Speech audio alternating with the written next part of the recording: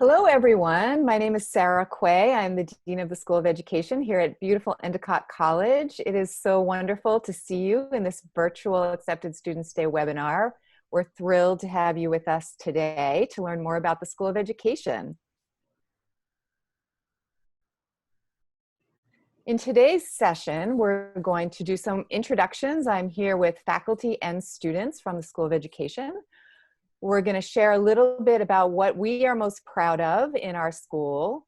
You're going to meet some of our current students and learn about their Endicott experience, and then hear from two of our faculty about why they chose to come to Endicott. We're going to end with a question and answer session, so please use the chat function to add your questions to the queue as they come up, and we will take them all at the end. So congratulations again on your acceptance, and I look forward to spending this time with you. So I first want to just give you a quick visual of our education programs. Obviously, you are all here interested in our undergraduate programs, which are highlighted in green. We have secondary education, early childhood education, elementary education, education studies. We also have minors in education, child life, and autism and applied behavior analysis. But that's not all we offer here at Endicott. We also offer master's degrees in education, and you can see those all in blue. And we also have doctoral programs in both education and applied behavior analysis. You'll hear a little bit more about the master's programs later on from one of our master's students. So what we are proud of. We are proud of so many things here at Endicott. In the School of Education, we are really proud of what we like to think of as the Endicott Advantage. And that's actually a phrase that we got from one of our cooperating principals, who said that the students who come from Endicott to her school are heads and shoulders above their peers because of all of the field experiences and preparation that our students get. And you'll be hearing from some of our students about that background and preparation in a few minutes. But we really think of our program as giving you the Endicott Advantage to go out and make a difference in the world of teaching and learning and in the lives of young learners. And as you all know from what we're working with right now, teaching and learning is what it's all about. One of my colleagues recently said that through this experience right now, people are going to understand more that schools are not just schools, and teachers are not just teachers. Our schools and our teachers have such a larger purpose in the world, and you are going to be part of that wonderful profession. So we are also proud of our national recognitions. We are working with ed preparation programs across the country. You can see some of them here, to integrate learning by scientific design into our master's programs. Endicott, as you may know, has been recognized by the Wall Street Journal as #2 in the country for internships. And many of my staff is involved with me as a leader in Deans for Impact, which is a national organization that's committed to transforming teacher preparation and making it the best and most impactful it can be. So we're really proud that we are a wonderful regional college, but we, as a School of Education and as a college, have national recognition and colleagues that we work with all the time. We are also proud that our students graduate with a degree and a resume, and you can see an example of a recent graduate's resume right here. We actually have to encourage our students to cut their resumes down from 3 pages to 2, because by the time they leave Endicott College, they have so many field experiences, not just student teaching, but internships and after-school experiences and working with students in all kinds of settings. You'll hear a little bit more about that in a few minutes from some of our students. So speaking of our students, I am going to now introduce you to them. I will just go through and say their names, and then one by one, they're going to take the stage and talk about specific parts of the program. So Julie O'Connell is going to talk about our virtual reality program that you can practice teaching called Immersion. She also went abroad in the fall, and she's going to talk about that experience. Caitlin O'Donnell is going to share information from her experience about clubs and organizations on campus, and also what we think of as our School of Education family. Rob Ackerman is going to talk about our wonderful free preparation for the Massachusetts Teachers Test. I know there's always lots of questions about those. So Rob will give you his firsthand experience, and then I'm sure we'll answer some additional questions. He's also going to talk about our field experiences and the career support that we get through our senior transitions course that he is currently in. And then finally, Morgan St. Pierre, who is a double gull, or will be in May. She graduated last year with her bachelor's and is an Endicott Fellow in the 5th year master's program right now. And so she's going to talk about all those opportunities that we offer. Okay, Julie, I'm going to turn it over to you. If you want to unmute your mic and say hello. Hello. So one thing that I am actually currently enrolled in is the Immersion program that we have set up. So while you are completing your pre-practicum, your junior year, in preparation for your student teaching your senior year, they enroll you in what's called Immersion. It's a virtual reality practice teaching, essentially. It's a system that allows teachers to practice tricky teaching scenarios. So the one that's displayed here was a parent-teacher conference, and I had that man right there. He was very tricky. But so yeah, so it's a computer simulated classroom with virtual students or virtual parents controlled by an actor on the other side. So they can set the level to different temperaments. They can do it easy to ease you into it, or they can give you a very hard scenario where you have to really just adjust, and you're actually having a full-blown conversation with someone on the other end who is acting as a student or a parent or another teacher, and you have to react while your peers get to, well, some of your peers get to watch on and then give you feedback, as well as some of your professors will. So it's a great experience for you to get practice without actually being like forced to deal with real people who are going to impact their educational experiences. So. Yeah, one of the things that all new teachers struggle with is classroom management, and also, of course, those interactions with parents. And so we introduced Immersion this year. It's being used in several programs in Massachusetts, and we're working collaboratively with the Department of Education to find new ways of using Immersion. We found it to be very effective. But really giving students a safe space in which to practice some of, as Julie called it, those tricky conversations. And also to observe your peers and be observed, so that you can kind of normalize and get more comfortable with what it means to be observed, because part of being a teacher is, you know, people come in and out of your classroom, and people want to know what's happening. And so that's one of the additional kind of benefits of this Immersion program. So it's been a really fun thing to implement this year. So I, as Dean Quay mentioned, studied abroad in the fall. I did a full semester study abroad opportunity in Italy. So I was there for 4 months. There are shorter study abroad programs. There's, I know, 1 to 3 week, I think, options where you can go for a faculty-led study tour, I believe. And I think that happens not only in January, but potentially in like March and May and June as well. So that's a great opportunity when you don't feel comfortable leaving for an extended period of time, but you still want the opportunity, or you want to be in a smaller group that maybe is a little more supportive than potentially being sent somewhere without anyone. I personally chose to go for a full semester, and I did not go with any of my friends.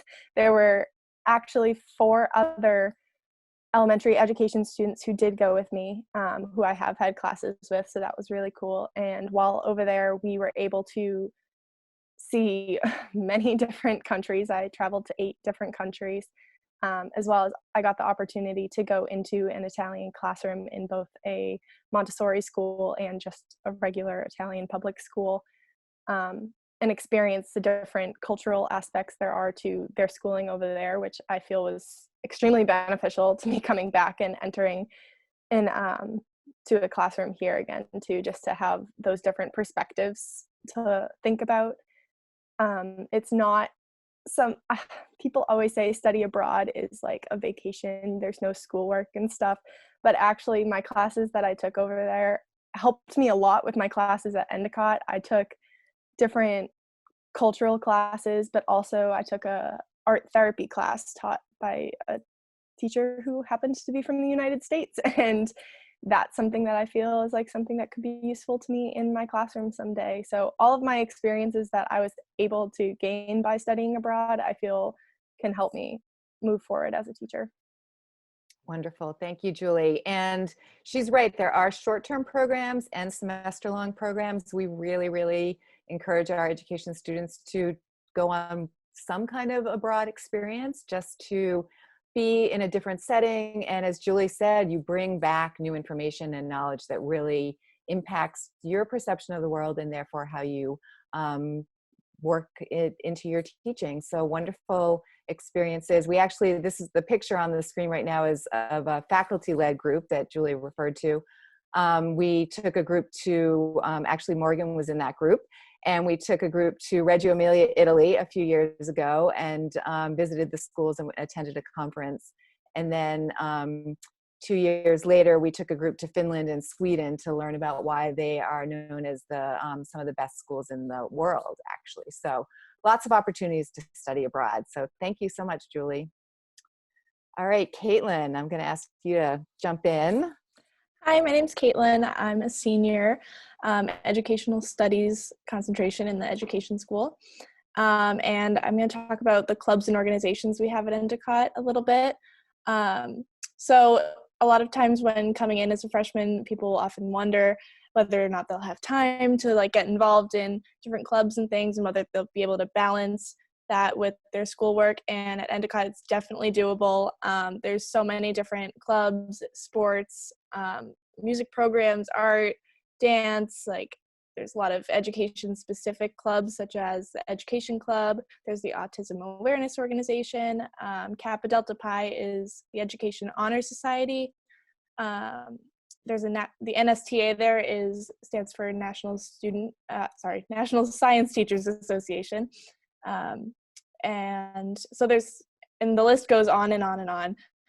Personally, I've been involved a lot in the music programs, so I have a music minor as well, and I'm involved in the chamber ensemble, jazz band, and percussion ensemble.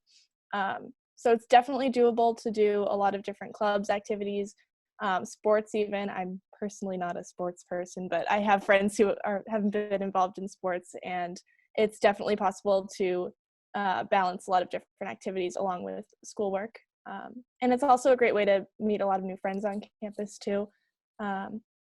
And as I'm going to get to in the next slide, which brings us to transition, the Endicott School of Education is really like such a big community and family, but also the clubs and organizations are another way to meet friends outside of that world as well.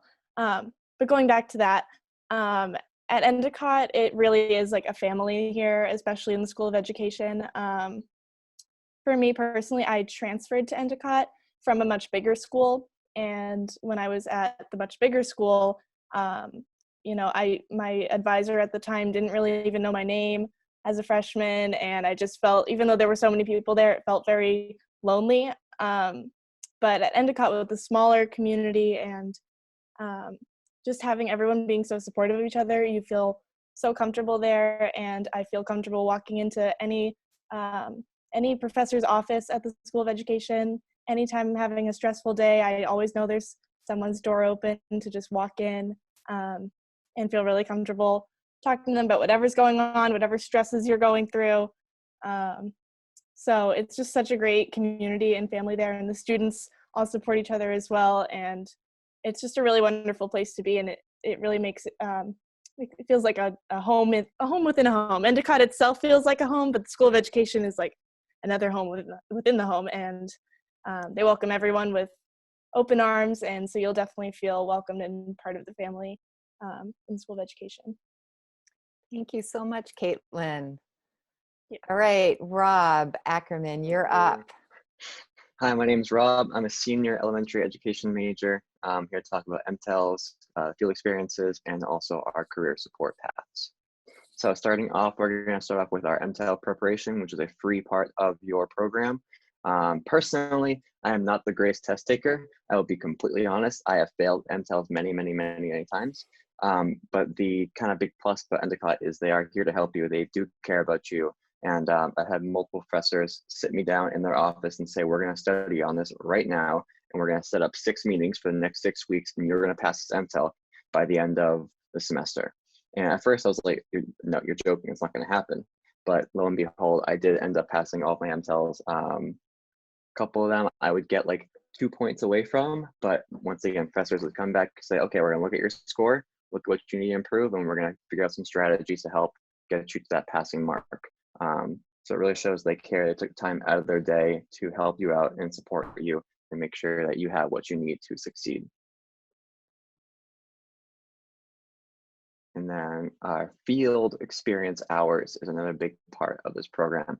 I just looked up my field hours from my full student teaching, and I had 571 total hours from 1 semester of teaching.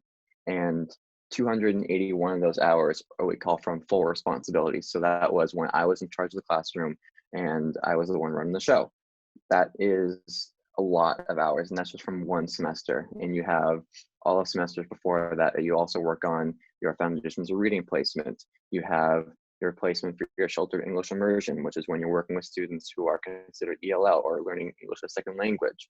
You have your pre-practicum experience. And there's other experiences you can add on. I added on one that was all focused towards STEM. So I went into a classroom about once, twice a week, and we worked with the STEM teacher there, and she helped us build lessons. And by the end of that semester, I actually took over the classroom and taught a lesson through that program. So you each get as many experiences as you can possibly need. You can help build it yourself. And I think also one of the biggest parts of that is you get to have your first internship your first year. So usually it's during your January break that you get to have your first internship and field experience in that path you want to take in your future. And then finally, we have our career support. So throughout the whole school education, like I was saying earlier, they are here to support you. They are here to make sure that you are successful. And then one of the kind of unique parts about the Endicott program is that we have a senior transitions course, which for the school education is required to take, which is actually currently being taught by Professor Flewelling. And she has helped us greatly get our resumes ready, make sure that we are ready for our mock interviews, and make sure that we are ready to become full-time teachers and take on that role of wherever you want to be in a school.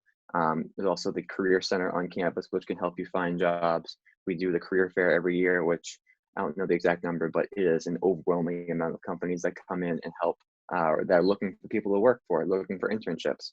And it all kind of comes back to that. They want you to succeed. They want you to be a teacher. They want you to find that role, what fits you best. Great. Thank you, Rob. And just to follow up on that, the Senior Transitions course is available to any student at Endicott, but the School of Education is the only program that requires it. And that's because we realized several years ago that we really didn't want to just sort of let students kind of disappear out the door. We wanted to like put a capstone on their spring of senior year where we knew that their resumes were in terrific shape, that they were practicing interviewing, that they were ready to go. So it's been a really valuable 1-credit course that all the seniors take. And now Morgan is going to share a little bit about life after the undergraduate program, which I know a lot of incoming students are already thinking about. So Morgan, take it away. Hi, everyone. Like Dean Quay said, I graduated last year with my undergraduate degree from Endicott. I was an elementary education licensure, and I also graduated with my initial license in moderate disabilities. I also am a fellow this year at a school in Topsfield, Massachusetts. So the fellowship program is an opportunity after graduation that I decided to utilize, where I work full-time this year for a school on the North Shore, and they have actually been paying for my master's through Endicott. And my master's degree in May will be my professional license and master's in special moderate disabilities as well. so like everyone else has said, I'm so thankful for everything that Endicott has provided for me. The master's program specifically is a great opportunity in your junior year.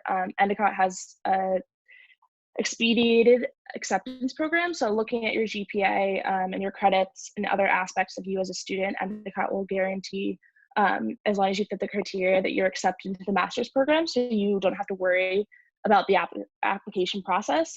So I knew it has changed since I was there. So I knew in the fall of my senior year that I would be accepted into the master's program regardless of what path either a fellow or just a regular master's student would be. So there's a little bit difference. You can either just do a regular master's program and work on your own time, and it will take a year for a 1-year program, or you can do the fellowship where Endicott will work with districts in the area and actually place you, which is a great opportunity. I am in love with the school that I'm at. It was a perfect match. I'm so thankful that Endicott had the suggestion to go look at that school. The principal and I have gelled really well. And right now I'm still distance learning, supporting my colleagues. I'm working with students and Zooming with them twice a week, and also supporting colleagues with the distance learning program right now, which has been interesting, as I'm sure you all understand in your own environments. But I'm really thankful because as I start to look for my full-time job next for the fall, I know that this experience will only support me and help me become a better teacher. I've learned a lot about over the years at Endicott through the different placements that Rob's talked about, and each one of those placements has their own purpose, but all of them help you grow to be your best teacher. And I couldn't be where I am today without Endicott. Great, thank you, Morgan.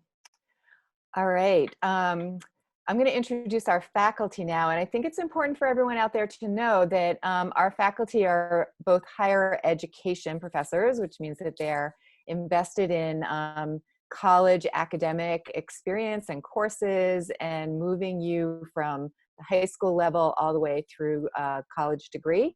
But all of our faculty also have experience in the K-12 environment, and this is not true of all schools of education. There are schools of education that have primarily research faculty who do very important work researching in the field of education, but aren't so practice oriented. And at Endicott, we really care about tying that theory and practice together. So we're very proud. You're going to meet two now. Professor Reynolds, I'm going to toss it to you. Hi, everybody. Thank you, Dean Quay. Yeah, so I absolutely love teaching at Endicott, and I love our students deeply. I taught for many years at the high school and middle school levels at public schools in Massachusetts and Connecticut. And what really drew me to Endicott is that combination of theory and practice. So Endicott is a place that we care deeply about. Why do you want to teach? What are some philosophies of teaching? What can we do to help you get ready? But then taking those core concepts and those philosophies and turning them into reality is a bridge that we cross every one of our classes. We try to design class sessions that engage deeply with theory, but also how we put that into play in real life. When you're staring at a group of first graders who don't want to do what you're asking them to do, or a group of 12th graders who don't want to do what you're asking them to do, how do we motivate, inspire, and make education meaningful? So that's something that we're very passionate about. The other thing, there's many things that I love about working with our students at Endicott, but I deeply love the relational aspect of our education. So I have students now where I would meet them freshman year in my introduction to secondary ed course, and then I get to see them develop throughout freshman, sophomore, junior, senior year. And then when I go out into the field, one of the most special moments for me is driving my car to one of the high schools in the area to watch someone teach who I maybe first met as a freshman or a sophomore, and heard their ideas in our class in a Socratic seminar, or heard them get up to give a 1 or 2 minute practice opening to a lesson. And now I'm seeing them in a public high school or public middle school near the college, and I'm watching them just do their thing. And that is a beautiful journey for me. To get to be a part of that is something I relish and I just really appreciate. Thanks. Thank you so much, Professor Reynolds. He's also a very accomplished author, so look him up. These are all of his wonderful books, some beautiful children's books, middle school books. Pretty wonderful. We like celebrating when his new books come out. All right, Professor Flewelling, love to turn it over to you. Hi, everybody. I'm Jen Flewelling, and a lot of what brought me to Endicott is similar to what brought Dr. Reynolds to Endicott as well. Like Dr. Reynolds, my roots are in K-12 education, and I spent quite a bit of time in the elementary classrooms teaching, and then as a principal at the elementary and middle school level before transitioning to higher education. And so I take so much of that practice and knowledge of schools with me into the classroom for teacher preparation. And so specifically things that drew me to Endicott is one, that culture, that sense of family that Caitlin spoke about so beautifully earlier on in our presentation. Endicott really has a very strong family feel, incredibly supportive among the faculty. It's incredibly collegial. Ideas are encouraged amongst the faculty and among the student body. Everybody just seems to go above and beyond their role and responsibility to provide to our students exactly what they need in order to develop and thrive as educators. And so I very much appreciate that relational aspect of our Endicott family.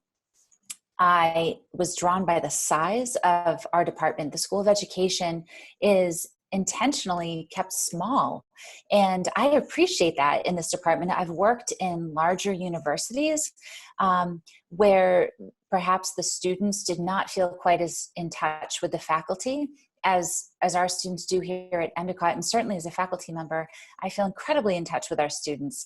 For those of you who I had the chance to meet at Focus Day, welcome back. And I believe I mentioned this at Focus Day. I get the privilege of teaching Education 101, which is our introduction to education class to our freshman group, fall first semester of your Endicott experience. And as Rob said, I get to teach you in spring your senior year, in your exit through senior transition. And I get to watch this beautiful arc of growth. As well as teaching you classes in between in your sophomore and junior year as well. And so having a small list of students to advise and having small cohorts of students each year allows us as faculty to get to know each of you as individuals and understand the strengths that you're bringing to this profession and understand your personal goals and what you're working on as developing educators, and allows us to celebrate you in just really specific ways. My final piece is something that Dean Quay focused on in her introduction, which is this emphasis on teaching and learning. And this is not to say that research and scholarship does not inform our work. It has a very predominant presence in the work that we're doing. And Dean Quay talked about the work with Deans for Impact and the Learning by Design process and research study that's informing our work together. However, the fact that I'm a practitioner at heart and a teacher at heart, and I get to focus on the teaching and learning with my students, was an important reason why I came to Endicott. And I feel that work is fostered and encouraged, and I feel blessed to be here. Thank you. Thank you, Professor Flewelling. Don't go anywhere, because we are now going to take a look at some questions, and Professor Flewelling is going to act as the moderator and get into the chat. While she's doing that, I just thought I'd share this letter from a student who graduated. This is her second year out, and she sent this note last summer when she got her first full-time teaching job. So while Professor Flewelling's teeing up, you can read the letter, and when you're ready, Professor Flewelling, feel free to toss me a question, and I'll either answer it or ask one of our other participants to jump in. Absolutely. So I have just a few questions here to start. I would absolutely encourage people to add some questions into the chat. So our first question is, if you go to Endicott undecided, can you still join the School of Education in your sophomore year? Yes, the answer to that question is yes.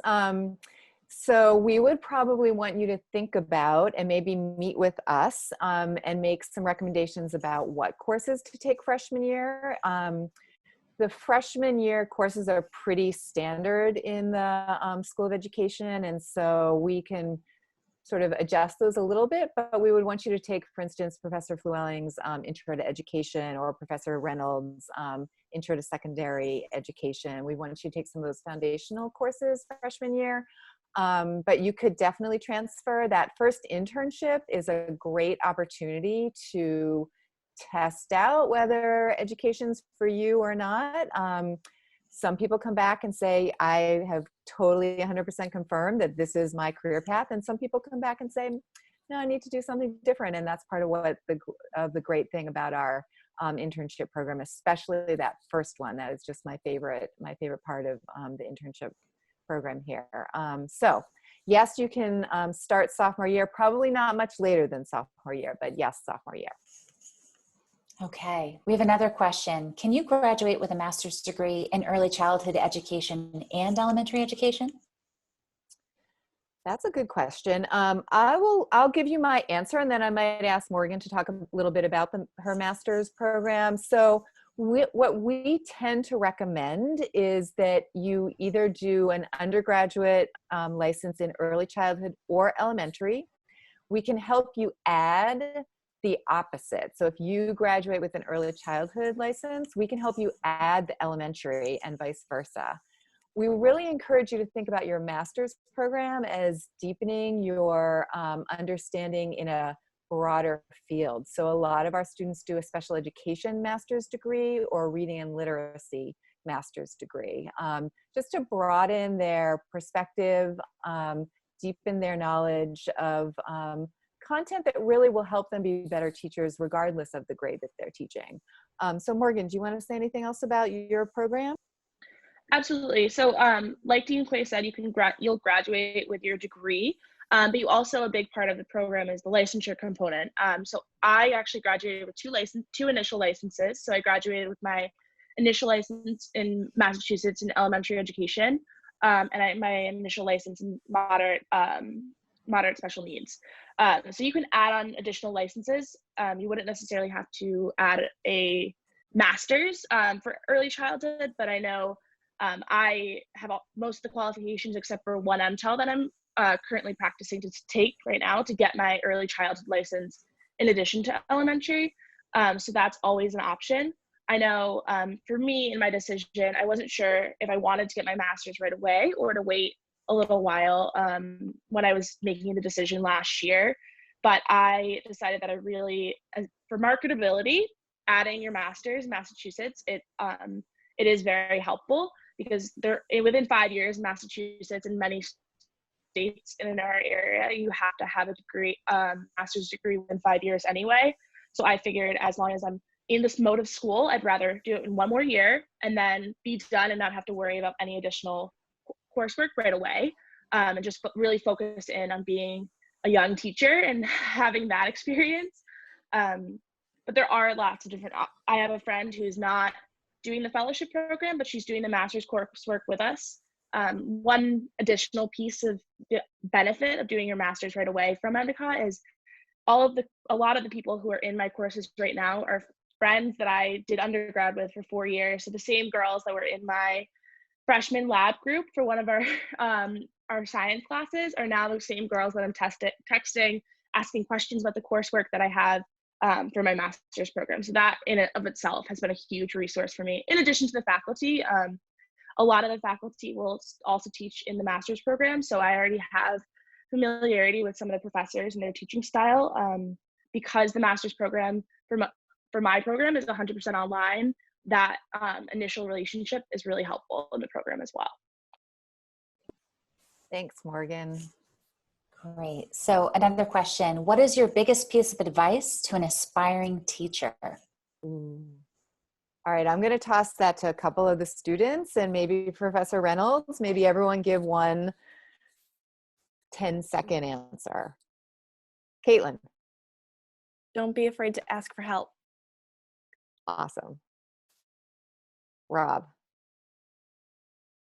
I would say follow your heart and do what you love. Great. Julie.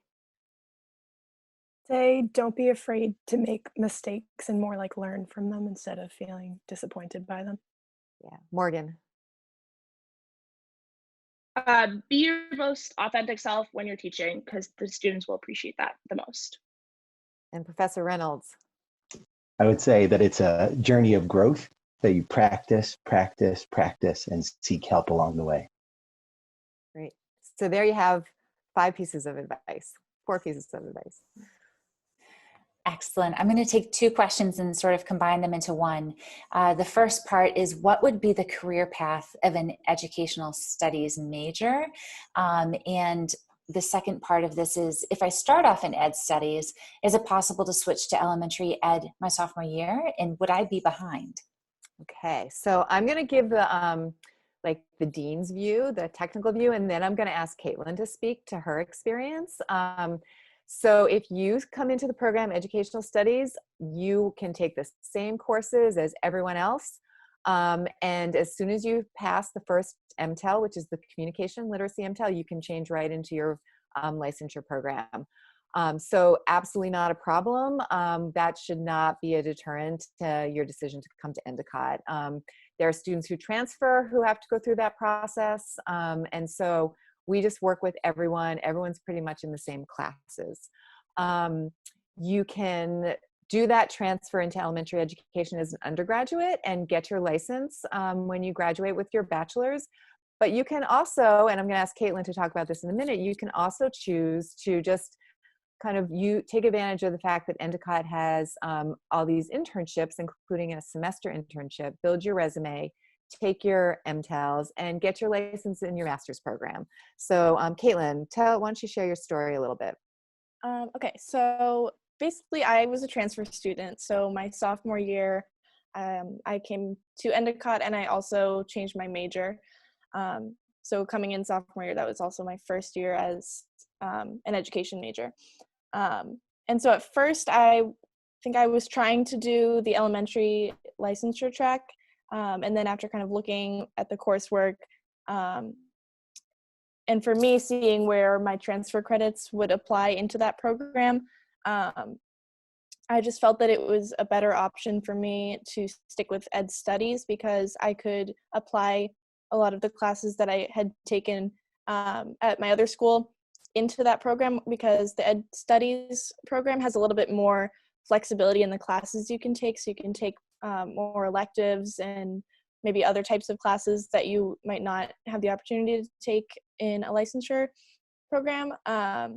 But that doesn't mean that you can't get your license at all, and it doesn't mean that you can't also be taking the same courses as one of the licensure programs. So I basically tried to just take as many of the elementary licensure classes that I could, so that I was like staying kind of as close as possible to that route while staying in ed studies. But it also gave me the opportunity to do my internship in a private school setting, which gave me a whole different perspective on education. And I had never had any experiences in private school settings before, because I just always thought I was set on public school. I was like, okay, I'm going to teach in public school.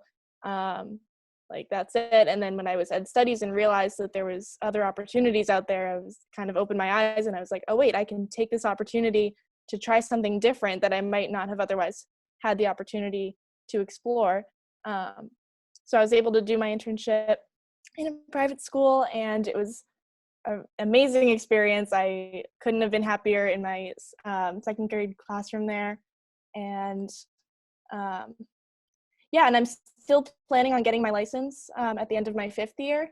So just because I'm not graduating at the end of my undergrad with my initial teaching license, it doesn't mean I'm not getting it at all. So I can still get that in the future. So it definitely doesn't stop you from getting your license at all. Thanks, Caitlin. It's great, and she's still there, right? This spring, you're still at your school. Yeah, I'm not doing like the full internship anymore because I did the semester-long internship in the fall. But I just loved it there so much that I'm still staying involved there, and I'm teaching flute lessons there because I also do music on the side. And yeah, so I mean, right now I'm teaching virtual flute lessons, which is a little different, but it's definitely I'm still involved there and hoping to possibly do my fellows program there next year, but I don't know about that yet, so I don't want to jinx anything, but yeah. Great, thanks. How many people are in the education program, both undergraduate and master's level? And how many teachers are full-time versus adjunct? So we accept around between 40 and 50 undergraduates. So we have close to 200 undergraduates. Graduates is a little bigger. It's around 250. We have five full-time undergraduate faculty. We had one person retired this year, and we have a brand new early childhood professor starting in the fall. We can't wait to welcome her. And we probably have 4 regular adjuncts. We have a science professor who is part-time. She used to be full-time, but she's part-time. She teaches all of our science methods courses. Our secondary methods course instructor, Professor Stone, is a former middle school teacher and curriculum director, and so she teaches for us. And we have a couple more, but it's a pretty good. I mean, we're, like Professor Flewelling said, we're a relatively small school, and so we have a really good ratio of full-time to part-time faculty, and we actually, all the faculty are involved. We had a school meeting today on Zoom, and the adjuncts were all there to hear and participate and support. Great. How many MTELs are there, and when do you take them? Do you have to pass all of them in order to graduate? Rob, do you want to try this one? I mean, my number of MTELs might be a little bit skewed because I've taken them many I'll times. correct you. I'll correct you if you're. I believe there's 4 main MTELs. Is that correct? Yeah, there's Okay. the communication literacy counts Correct. as 1. There's the foundations of reading, general curriculum, and then the math subtest. So that's the 4th, even though it's part. Right. So yes, you were right. Good. And what do we tell everyone in terms of like staying on it and taking the tests? I would say, even if you feel nervous about it, take it. That way you have that kind of like first experience over with. You know what it's going to be like, and you know how to prepare yourself better. And that way you can study from it, you can learn from it. Like Kaylin or Julie was saying, that you can learn from your mistakes. You can always improve. And like I said earlier, I failed many of them, many times. And I learned from it. I got better and I got better. And it's how you improve. The free test prep MTEL workshops begin freshman year, and we have a full-time staff member who runs them, hires people to teach them, teaches in them herself, tutors students. She's phenomenal, and I think it's a really unique part of the program, and which gets me to the second part of the question, which is that you can graduate without passing your MTELs, but you can't get a license without passing your MTELs. So our commitment is to do everything on our side to provide you with all of the tools and resources to help you pass the MTELs. If you get to senior year and you still are struggling to pass them, the 5th year program becomes a terrific option because you can still do a semester internship in the fall of senior year in a school. It gives you a little bit of extra time to pass the MTELs. You can then, as Caitlin's doing, get your license in your master's program. So try to think about it as 5 years.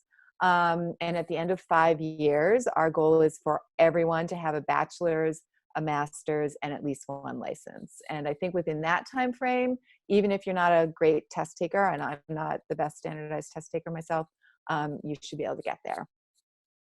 Like add one thing. It's just I also talked to a lot of my friends at other schools how they don't take any MTELs until their junior or senior year, and they're freaking out. Whereas with the Endicott program, you take a majority of your MTELs by sophomore year. And to me, that's incredible how you've already done half your schooling and you've already made a huge step towards your license and securing that job and degree. Yeah, that's a great point. You want to make sure that you aren't left hanging, because you could graduate and be ready to go out and look for your first job. And if you haven't taken past your MTELs, then that's going to hold you up. So that's why we built it in starting freshman year and have so much support around the MTELs. Yeah, Julie. Just to add to that, Endicott, because they do have it on like it's a flexible schedule, but a schedule, you end up taking your MTEL prep courses with the classes that correspond to that MTEL. Whereas like Rob said, I have friends at other schools who are going in to take their math MTEL and saying, well, I haven't taken a math course since my sophomore year, like first semester. I don't remember all that much of like what we did in that course. So it's like very helpful to have the classes that correspond to the tests that you'll be taking, and like the way that it's set up through Endicott, so that you're on a schedule that everything kind of connects to each other. Yeah, that's a great point. All right, so we have a question. Can you get your license in any of the 50 states? That's a great question. So yes, you can. Every state is a little different. We have a licensure officer who will work with you around that. I can tell you that the New England states, or even the Northeast, have been working to make it even easier to move between states with your license. But the basic rule of thumb is that you can get hired in pretty much any state on your Massachusetts license. But that state may give you a time frame in which you need to maybe pass one of their tests or do some certain requirement for them, but you can get hired. We have a lot of students from Connecticut, and I saw on the registration sheet that there's some of you out there. So Connecticut is getting easier and easier. We have a lot of students from Connecticut, and they're accepting more of the Massachusetts tests. And so I think I think you're getting the sense from what the students said that we had this whole like little subculture around test preparation and test taking. And I think by the time students are looking for licenses back in their home states, which isn't until senior year, they're such good test takers because they've passed all of the Massachusetts tests and gone through all the test prep that they really don't struggle that much. So, and we will help you as well. If there's a state that we're not familiar with, we'll look into it and help you navigate that. Morgan. I'm actually from Connecticut, so I've looked into the process of transferring my license. And that was a question that I had early on in the process because I wasn't sure where I wanted to end up. I'm still in the application process for the job, so I'm looking in Connecticut a little bit. I actually made the decision I want to stay in Massachusetts, but in looking for my license, there's one test that I have to take that Massachusetts doesn't qualify for. But actually recently, in years, they've changed the requirements. So or someone from your Endicott could send in a letter saying that my coursework met the requirements, and that would actually qualify as the test. So it's very flexible, and I have friends who are already hired in New Hampshire with their Massachusetts test or with their Massachusetts licensure, and they didn't have to do anything. So Massachusetts is a really great state to have a license from because it's such a reputable education hub. So if you are I highly recommend getting your license in Massachusetts and then seeing what the process would be to get it in another state. Okay. Is it possible for me to double major in education and psychology and minor in special education? Oh, that's a tough one. So Massachusetts regulations are very, very strict. We have some of the really the best teacher preparation programs in the country. And because of that, there are not a lot of room. There's not a lot of room for electives. And so you would not be able to double major. You can add your special education license the way Morgan did spring of senior year. And I'll ask her to mention briefly how she did that. And you can take courses in those other areas, but you probably wouldn't be able to do a full double major. Morgan, do you want to say something about your process for adding your special ed license? So this adding an extra license was a very simple process for me. In the spring of my senior year, I chose to add my initial license for moderate disabilities. And with that, I did a half-day placement, 3 days a week in a school that I actually did did my student teaching in. And I also, it was actually, I think it was 5 days a week. I'm sorry, it's 5 days a week. So I was there from the beginning of the school day until 12 o'clock, and then I went back to Endicott and did my coursework in the afternoon. So it was a really easy transition. I worked with a teacher that I worked with in student teaching. And then I took one additional course through my coursework, and that qualified for my license.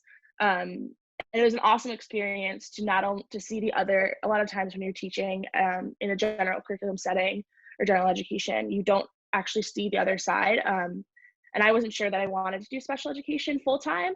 But through that experience and this year in my fellowship, I've actually reconsidered being a full-time special education teacher, as opposed to my initial thought was always going to be a first grade classroom teacher, but now I'm a little bit more skewed. So it was a great opportunity to not only see a different side of education that we work with every day in the gen ed setting, but also to just really understand when your student leaves the room, who they're going to be with and what they're actually focusing on. So it's a great option as well.